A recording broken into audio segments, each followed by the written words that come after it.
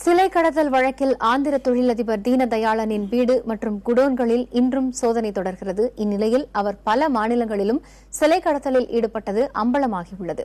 இதன் கூடுதல் விவரங்களை செய்தியாளர் சுப்பிரமணியனிடம் கேட்கலாம். சுப்பிரமணியன், சிலை கடத்தல் வழக்கில் நடைபெறும் சோதனைகளோட விவரங்கள் என்னென்ன கோணங்கள்ல விசாரணை நடைபெற்று வருகிறது?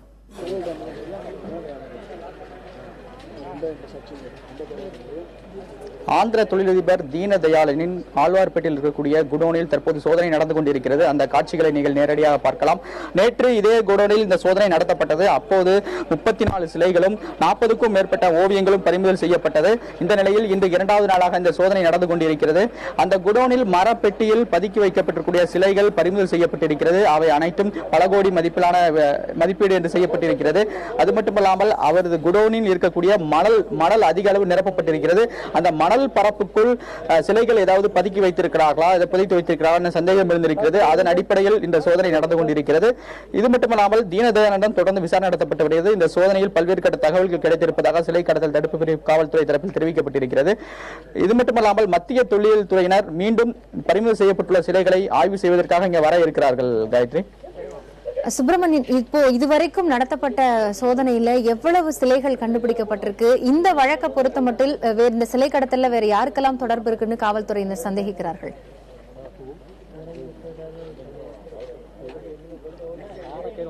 இந்த சோதனையில் இதுவரை அதாவது நேற்று நடந்த சோதனையில் இதுவரை 34 சிலைகளும் அதே போல 40க்கும் மேற்பட்ட ஓவியங்களும் பறிமுதல் செய்யப்பட்டிருக்கிறது. இதற்கு முன்பாக நடத்தப்பட்ட சோதனையில், அதாவது கடந்த 31ஆம் தேதியிலிருந்து நடத்தப்பட்ட சோதனையில் 120க்கும் மேற்பட்ட சிலைகள், ஐம்பொன் சிலைகள், மர சிற்பங்கள், கற்சிலைகள் என பல வகை பறிமுதல் செய்யப்பட்டிருக்கிறது. அதை மத்திய தொல்லியல் துறையினர் ஆய்வு நடத்தி முடித்திருக்கிறார்கள். இந்த நிலையில் அடுத்த கட்டமாக அவரது குடோன் ஆழ்வார்பேட்டையில் இருக்கக்கூடிய அவரது குடோன் மற்றும் மற்றொரு வீட்டிலும் சோதனை நடத்தப்பட்டிருக்கிறது.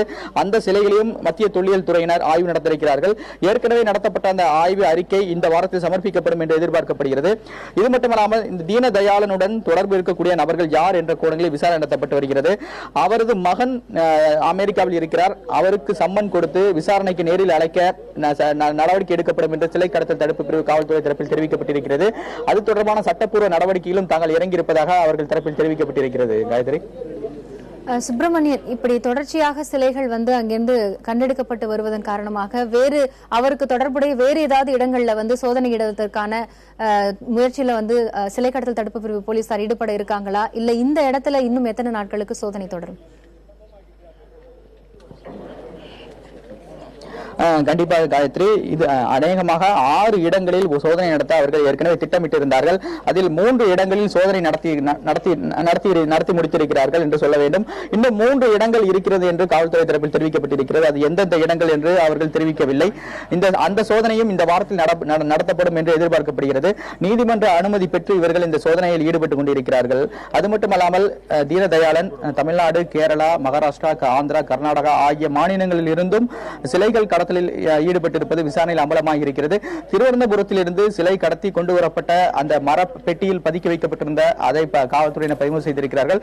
அது எங்கிருந்து வரவழைக்கப்பட்டது என்ற கோணங்களில் அடுத்த கட்ட விசாரணையை காவல்துறை தொடங்கி இருக்கிறார்கள். காயத்ரி.